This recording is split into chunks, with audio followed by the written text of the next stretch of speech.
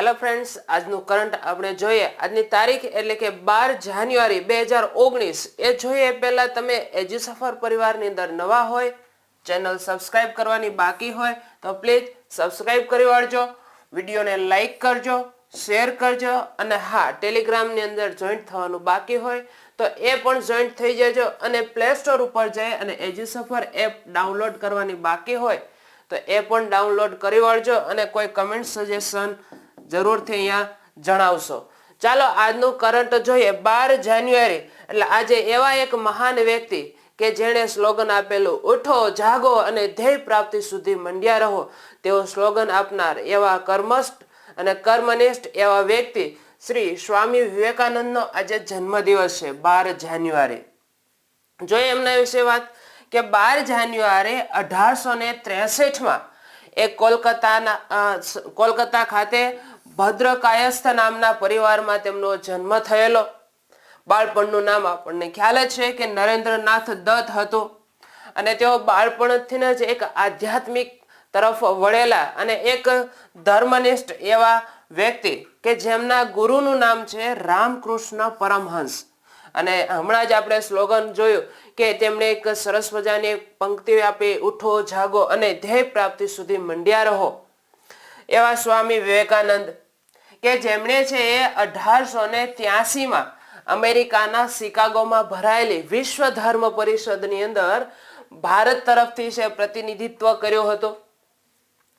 ઇંગ્લેન્ડમાં છે વેદાંત સોસાયટીની સ્થાપના કરી હતી. એવી જ રીતે આપણા ભારતની અંદર રામકૃષ્ણ મિશનની પણ તેમને સ્થાપના કરી હતી અને એમનું અવસાન 4 જુલાઈ 1902 ના રોજ કોલકાતાની અંદર થયું હતું.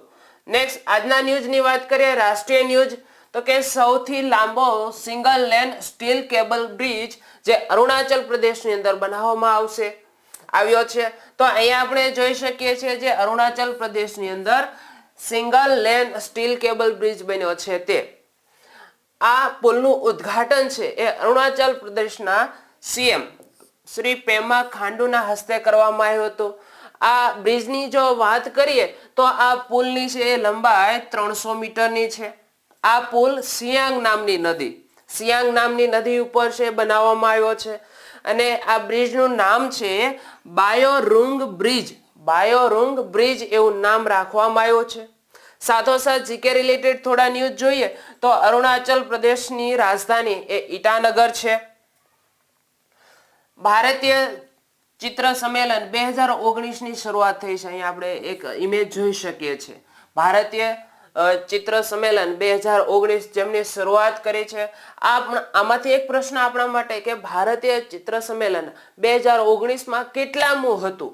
તો યાદ રાખીશું 29મું ચિત્ર સંમેલન હતું અને આ સંમેલનનું આયોજન એ ઇન્ડિયન પેઇન્ટિંગ એસોસિએશન દ્વારા કરવામાં આવ્યું હતું. એક બીજો આમાંથી પ્રશ્ન કે આ ઇન્ડિયન પેઇન્ટિંગ એસોસિએશન દ્વારા ચિત્ર સંમેલન ક્યાં કરવામાં આવ્યું હતું?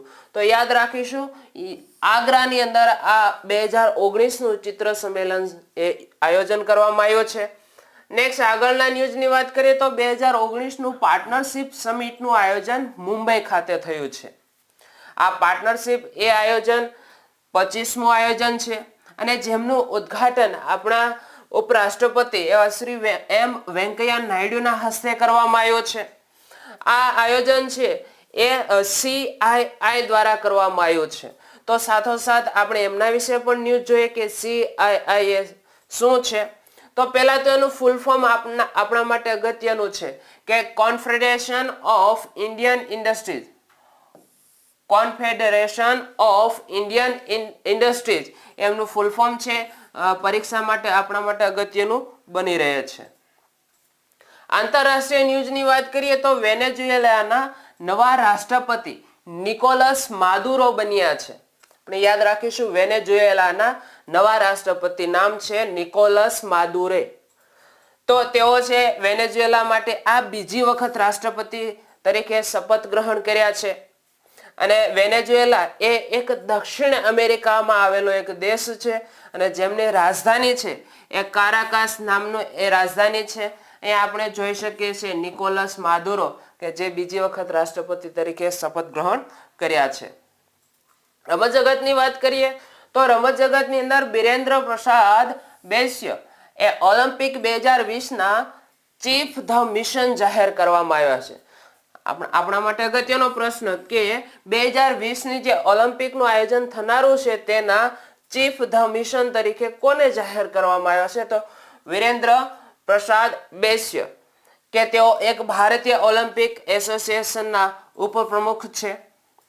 આ પહેલા તેઓ છે એ ઇન્ડિયન વેટ લિફ્ટિંગ ફેડરેશનના પ્રમુખ હતા.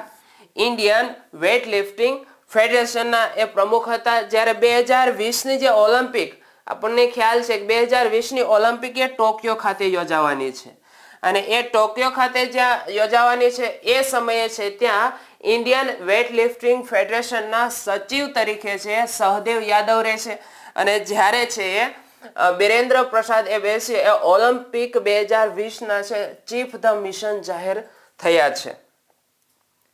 ત્યારબાદ આગળ જોઈએ તો કે ગઈકાલે તમને જે 5 કમ્પ્યુટરના પ્રશ્નો આપ્યા હતા એ 5 પ્રશ્નોનું સોલ્યુશન લઈ લઈએ અને એક નેક્સ્ટ બીજા તમને 5 પ્રશ્નો આપીએ.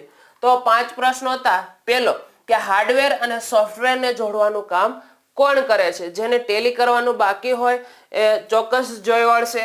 તો એ હાર્ડવેર અને સોફ્ટવેરને જોડવાનું કામ ઓપરેટિંગ સિસ્ટમ કરે છે. Operating system. બીજો પ્રશ્ન હતો કે MS એક્સેલમાં કોઈ સંખ્યાનું વર્ગમૂળ શોધવા માટે કયા વિધેયનો ઉપયોગ કરવામાં આવે છે? તો SQRT તેમનો ઉપયોગ કરવામાં આવે છે. ત્રીજો પ્રશ્ન તો ઈમેલ એડ્રેસમાં હોસ્ટ નેમ પછી કયું ચિહ્ન મૂકવામાં આવે છે? તો ડોટ. હોસ્ટ નેમ પછી ડોટ નામનું ચિહ્ન મૂકવામાં આવે છે. ચોથો પ્રશ્ન હતો વિન્ડોઝ ટાઇટલ બારમાં કયું બટન જોવા મળે છે? તો ક્લોઝ જોવા મળે, મિનિમાઇઝ જોવા મળે, મેક્સિમાઇઝ જોવા મળે છે. પાંચમો પ્રશ્ન તો MS વર્ડ એ કયા પેજનો એક ભાગ છે? તો MS ઓફિસનો એક ભાગ છે. ચાલો આજના તમને બીજા અન્ય 5 પ્રશ્નો આપીએ છીએ. એ 5 પ્રશ્નોના જવાબો અમને કમેન્ટ સ્વરૂપે છે જણાવશો. પહેલો પ્રશ્ન કે કમ્પ્યુટરની IC ચિપ એ સામાન્ય રીતે શામાંથી બનેલી હોય છે? IC એટલે કે ઇન્ટિગ્રેટેડ સર્કિટ એ ચિપ છે એ શામાંથી બનેલી હોય છે? બીજો પ્રશ્ન નોટપેડ કયા હેતુઓ માટે ઉપયોગમાં લઈ શકાય છે? નોટપેડ કયા હેતુઓ માટે ઉપયોગમાં લઈ શકાય છે? ત્રીજો પ્રશ્ન કયા હાર્ડવેરના ઉપયોગથી ગેમ ઝડપથી રમી શકાય છે? કયા હાર્ડવેરના ઉપયોગથી ગેમ ઝડપથી રમી શકાય છે? ચોથો પ્રશ્ન કઈ એપ્લિકેશન ગૂગલે ચેટિંગ માટે લોન્ચ કરેલી છે? કઈ એપ્લિકેશન ગૂગલે ચેટિંગ માટે લોન્ચ કરેલી છે? અને પાંચમો પ્રશ્ન છે પેન્ટિયમ એ કમ્પ્યુટરના કયા ભાગ સાથે સંકળાયેલો ભાગ છે? પેન્ટિયમ કમ્પ્યુટરના કયા ભાગ સાથે સંકળાયેલો ભાગ છે? આ 5 પ્રશ્નોના જવાબ આવતીકાલે અમને કમેન્ટ સ્વરૂપે જણાવશો.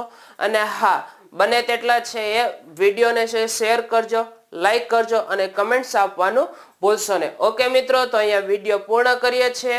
જય હિન્દ, જય ભારત.